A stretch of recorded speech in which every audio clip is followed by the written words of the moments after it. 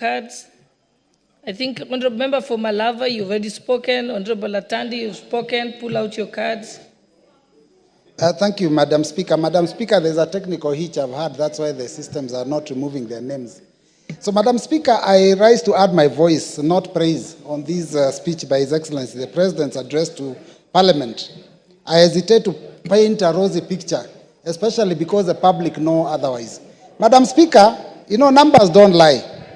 When we talk about issues to do with the economy, we cannot be telling the public that we are doing so well when people cannot even meet their basic needs.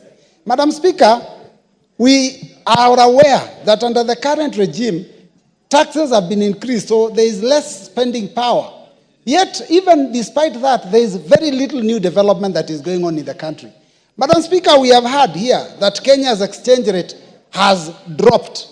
Madam Speaker, when this regime came into power, the Kenyan shilling was 123 exchanging to the dollar. Now it is 129. How is that a drop? When this regime came into power, they pushed it all the way up to 160. Now when they sort out the mess they created, now it becomes a drop. It is not a drop because we must compare this regime and the previous regime. Madam Speaker, we are being told that inflation is at a low of 2.7%. It is a simple calculation that you need to understand. Inflation is a price of goods and services. When people have no money to spend, then you cannot raise the prices because the prices are set by the laws of demand and supply. So if there's no money to spend, there is no demand. Therefore, prices cannot go up. So inflation obviously has to improve. So, Madam Speaker, on the issue of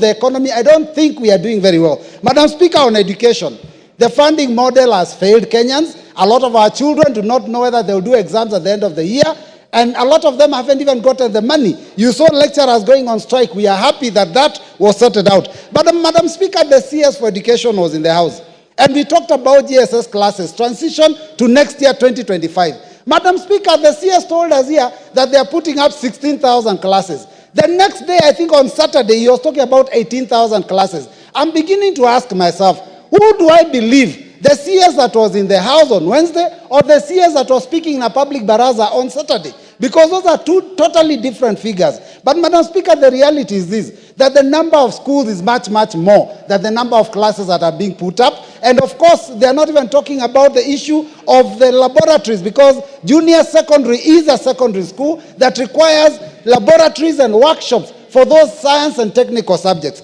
Madam Speaker, on the issue of housing, His Excellency the President told us there are very many houses that are now ready for Kenyans to purchase. And I ask myself, Madam Speaker, these houses are built on public land. These houses are built using our taxpayers' money. Why is the government selling these houses? Why can't you ballot and give those people that are lucky to get these houses? Because we have already, it's like you have built a road on taxpayers' money. You cannot pull a toll and start charging us. So it's the same thing. I think when it comes to issue of housing, the houses have been built. Let them be balloted and be given to Kenyans, because you cannot sell me something that you have built with my money. If it is my money and you've built it, it becomes mine. Madam Speaker, on the values and principles of good governance that the President was to deal with, the first one on Article 10(2)(a) is the issue of democracy and the rule of law. Madam Speaker, the agencies of government have been weaponized, always against the Kenyans. Madam Speaker, I want to give an example of the former President, Uhuru Kenyatta. His own son was being harassed that he's in possession of firearms that are not supposed to be in his arms. Yet he had been given these firearms in a legal manner. We have weaponized the security systems. The youth came to attempt to give their opinion to the National Assembly under Article 37, which is our constitutional mandate. The young man that was shot outside Parliament is a person from my constituency. Madam Speaker, tens of young people, the future of this country has been killed using government bullets. How is that supposed to be a good state of the nation, Madam Speaker? So I want to say on the issue of the rule of law, this regime has failed. On the matter of participation of the people,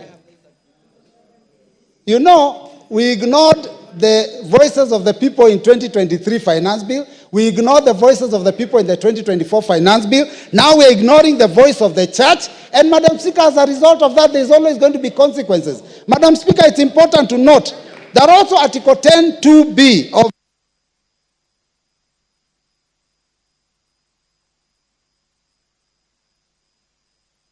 member how come other people are getting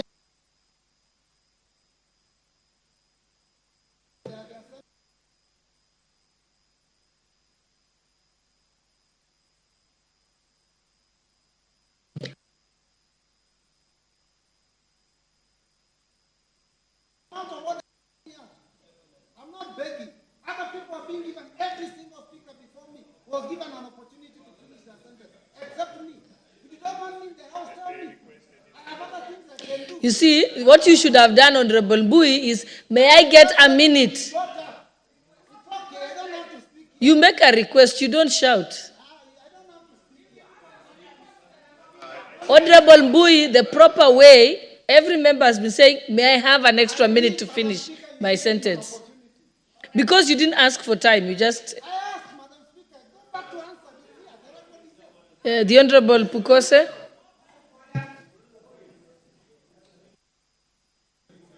Thank you, Madam Speaker, for allowing me to contribute.